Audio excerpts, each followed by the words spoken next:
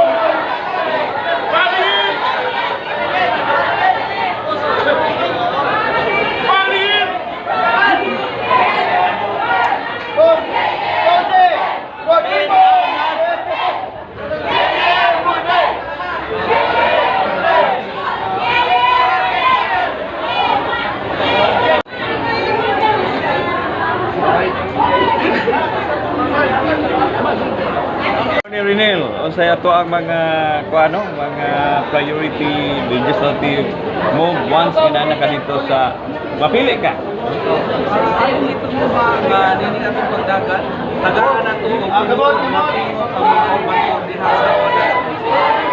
Usa sa mga katong wagi sa pagtuo sa mga pinagluhan ni Mayor Yubi dapat panagpunan sa atong ginawa nga ang matang pamilyang Cebuanos adunay disenteng kapuy-an ug seguridad diha sa ilang mga panimalay. Mao na nga nikuyog ta sa Partido Cebuano kuyog ni Yubi. First time ni mo nito? Yes, first time mo dagat isip Lucia sa syudad. Atong sumayan ang mga bangko pero maantigo sa kahintang sa mga Cebuano. Okay, attorney, salamat ha. Thank you kayo. Okay, sir. Councilor Omar Ticanar sa Barangay Bugod Pardo. Since 2013 Until now, okay. Sir, sa imong plano once mapili ka no sa pagkakonseha? Since 2022, dagat ta wala ta ato masultihan. Karon since barangay mga official mao kini mga frontliners sa ato ang problema sa katawhan. Ang ako sila nakita nga ato gimahangyo ko ni Yorme kanig yung medical assistance. Kaya kani manggong huwag tayo trabaho, huwag tayo kwarta, pwede kita makapagitag bahagi anak. Pero kaning hospitalization, di na pwede makahuwat yun, labi na ka ng mga kanaglan o pirahan, i-admit yun. So, ana siguro kung tagahan ng pagtagan. Kaya mo na ako nakita nga kasagaran yung problema, kaya mo doon for 11 years na ako kapag-libang pagkabarangay konsihan. Okay, sir, salamat kayo. Thank you. Nahuman na. Malaysia salamat. Okay. Ay, buntag. Ma'am, atong ipaila atong imong kaugalingon. Yeah. My name is Arlene Sanok Salampi. Asa ka nga gikan, ma'am? Asa ka nga barangay? Natao ko sa Mindanao, Holosulu, Sutaoso. And we moved here to Cebu. Of course, we came from an employee and then eventually became a business owner sa Okay. First time din mo musulod sa politics? Yes, it's actually the first time, sir. Yeah, it's, well, I'm telling this really multiple times na I really don't want to become a politician. This is the first time. I would rather be called as a public servant or community service.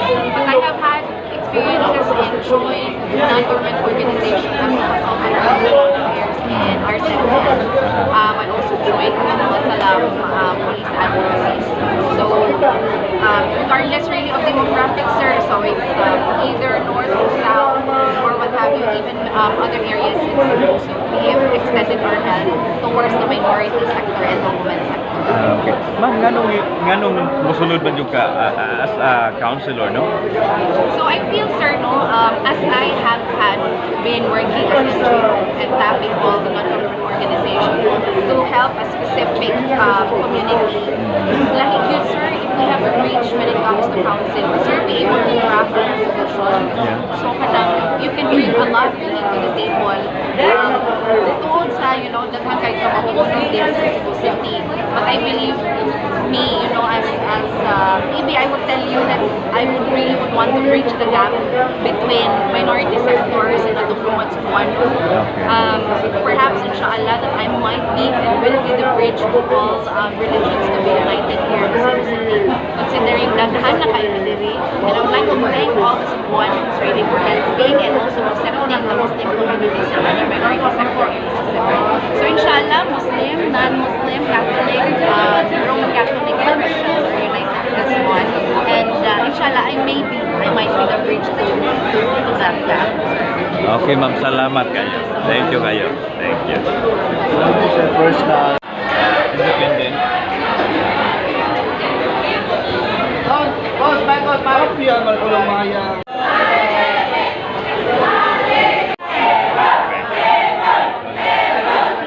Okay, ma'am, good morning. Morning! Asa imo ang finance ron? Councilor. Okay, under City Councilor, second district. Okay, unsa ka partido? As independent. Nganong ni-decide ka mag-ibon to run council? Well, atong padayunon, atong servisyo, atong kanay, especially sa health. Specialist health, mauna ako itutukan. So doon na kayo mga background ani kay you used to be a Yes. administrator sa Yes, CCMC. No, especially sa COVID. So ato lang, ang padayon, ang tulog-anay nga serbisyo, labi na yun. Ang mga masakiton, magtangga, sa mga masakiton, sa katawan sa serbisyo. Okay. And sa gamay background ng imo ng ibon, public servant mo rin. Yes, I was barangay captain, barangay captain. Pila ka years? Pila ka term to ang mga Actually, 5 years man to. Pinadiretso man to lang. Konsihal, then naipon ko sa Tagalog District. Okay, aside from health, sa kaya ito ang kinahanglang patukan sa council if ikaw mapili ng mulingkod dito. Kababay na, ato yung tagaan ang tagad ang women's. Kay kung pinahandog ka, mas makita man nimo ang problema, ikan sa ubos, madung sa kansa. Okay, ma'am. Kung yung kampanya na karoon, sama na mag-campaign ang mga Cebuano to vote for you.